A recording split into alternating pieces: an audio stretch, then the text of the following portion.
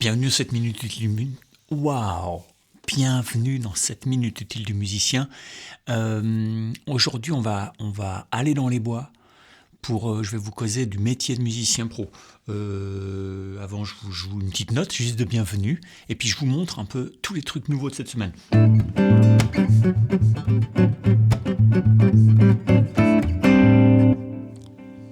Petite note de bienvenue.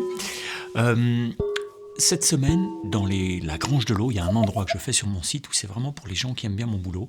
Je leur montre plein de nouveaux trucs, il y a des interviews, il y a tout un tas de trucs. Je vous montre, je suis en train de faire une copie d'écran si jamais ça marche. Sur l'accueil des ressources, tu cliques ici, tu arrives sur la page où il y a les 6 dernières news, les 6 dernières Granges de l'Eau, et ensuite tu cliques sur celle du haut pour la dernière. Celle de la semaine dernière, c'est la deuxième, d'accord ?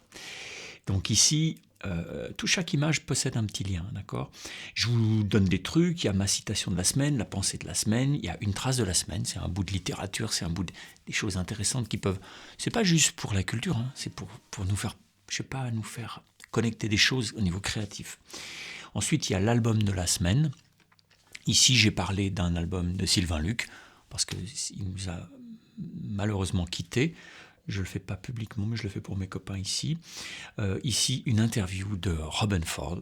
Voilà, il dit des choses très intéressantes dedans, notamment sur sa première situation scénique, son premier souvenir de scène. C'est très très drôle.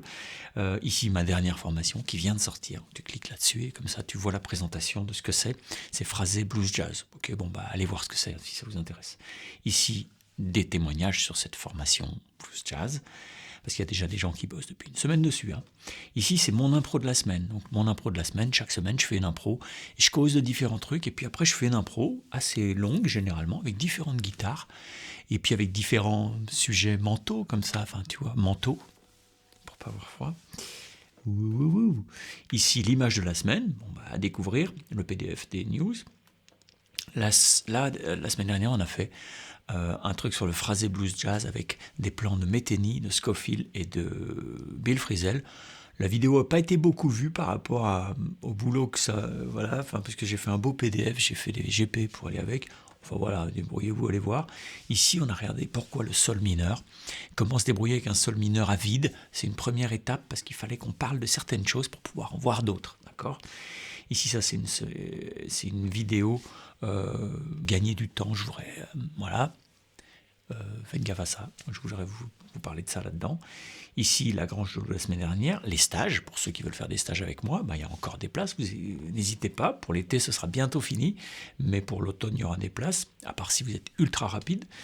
Et puis ici, je vous ai mis un PDF pour des exercices pour délier les doigts, mais des exercices qui sont musicaux, pas des exercices de sport. Ok ? Voilà, tout ça, c'est dans la Grange de l'Eau.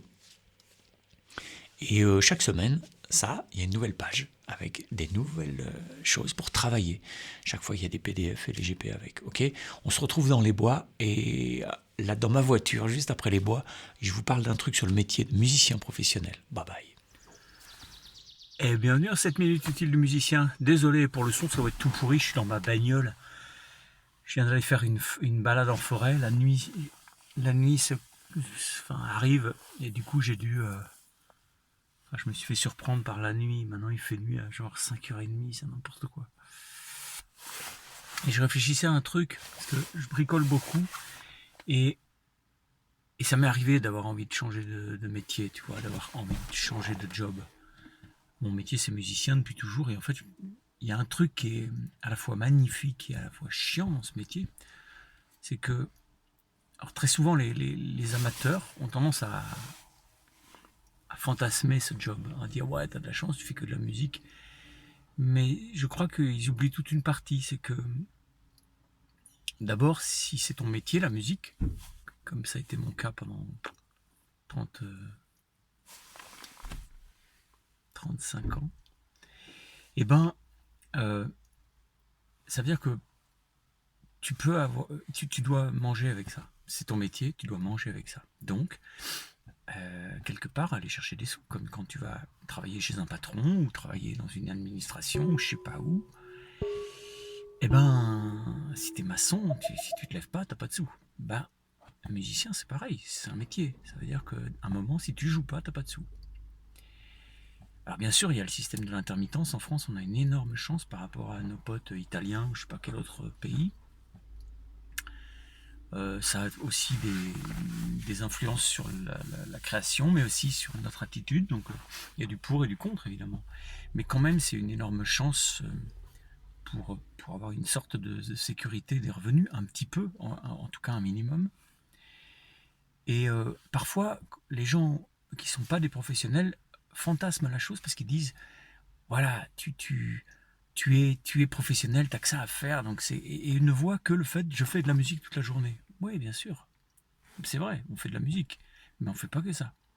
Quand tu deviens professionnel, tu deviens une espèce de, je sais pas comment appeler ça, quoi, de petit patron de toi-même où tu dois tout gérer. Tu dois vendre tes spectacles, tu dois t'en occuper. Moi, j'avais la chance à la fin d'avoir une espèce d'agent qui me vendait mes spectacles, qui faisait les sessions, les prix, les machins, qui prenait les sous, qui me faisait des cachets après. Une espèce de boîte de prod, quoi. Donc ça, c'était cool. Mais toutes mes premières années, c'était pas ça. C'était, je m'occupais de tout. La pub, le machin, la revue de presse, le bidule, envoyer la fiche technique, et puis tu arrives sur place, il manque des micros, il manque. Enfin, tu vois ce que je veux dire. Tu fais tous les métiers. Alors il y a des gens qui vont dire ouais, mais enfin c'est quand même cool, c'est que ta passion. Ouais, mais sauf que je connais aussi des gens qui ont été obligés pour croûter, de faire des projets qui n'étaient pas forcément leur cam, tu vois. Souvent ils s'abîment, tu vois, ils abîment leur passion. Ça arrive très souvent. Et je comprends en fait. Parce que là ça devient un métier, c'est-à-dire vraiment faut aller chercher les sous, quoi. Moi, j'ai eu la chance de ne pas avoir affaire à ça. J'ai eu la chance d'avoir que des projets, d'être pris dans des projets, d'initier des projets qui m'ont toujours plu artistiquement. Donc ça, quand même, c'est une grande chance. Et je mesure ma chance. Et c'est pas du talent, ça. C'est de la chance. C'est-à-dire les rencontres, je sais pas comment dire. Enfin, tu vois, tout ça. Mais quand même, faut pas oublier, quand vous n'êtes pas pro, faut pas oublier ce côté-là. Ce côté-là, il peut... Enfin voilà, c'est pas tout rose, le métier de musicien. Ok ? Et peut-être qu'aujourd'hui c'est encore plus dur qu'il y a 30 ans, j'en sais rien. Avec le numérique, là tout le monde se survend. Il y a un problème aussi qui est lié au marketing de la musique, que je déteste. Heureusement, j'ai pas eu à faire ça. J'ai eu à faire des dossiers, à monter un beau visuel pour que le mec se dise ah tiens je vais les appeler ou je sais pas quoi. Mais ça n'a pas été trop loin comme on voit aujourd'hui. Et j'ai pensé parfois à changer de métier parce que j'avais un besoin qui était de... Comment expliquer ? Quand tu es musicien, les musiciens pros vont savoir de quoi je parle. Quand tu es musicien, tu fabriques des spectacles, tu fabriques des concerts, tu fabriques des trucs, tu fabriques des chansons, et tu n'es jamais sûr, d'une part, que ce soit jamais fini. Tu n'es jamais sûr, tu dis, est-ce que c'est fini ? À un moment, il faut décider. Tu dis, bon, on s'en branle, c'est fini. Ok. Mais tu n'es pas sûr que ce soit définitif, que ce soit fini, et que ce soit bien. Moi, j'en ai composé des morceaux, des chansons, des machins. Je suis jamais sûr que ce soit bien. Et d'ailleurs, quand je réécoute 30 ans après, tu vois, tu te dis, bon. Et c'est pour ça que j'aime le bricolage, parce que j'ai une tâche à faire. Je la fais, et après, c'est fini. Alors, parfois, il faut y revenir, hein, quand on le fait pas bien, ou je sais pas quoi. Mais quand même, le bricolage, ça me fait un bien fou dans la vie. Parce qu'à un moment, je peux me dire, ok, j'ai fini. Voilà le boulot, il est bien fait.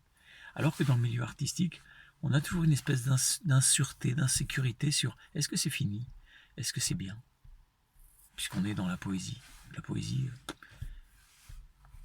ça échappe à tout ça. Mais du coup, ça fait du bien quand je bricole, ça me fait du bien. Bon, ben, je vous embrasse. Et je vous dis à bientôt. Formez-vous, hein. Bye bye, ciao.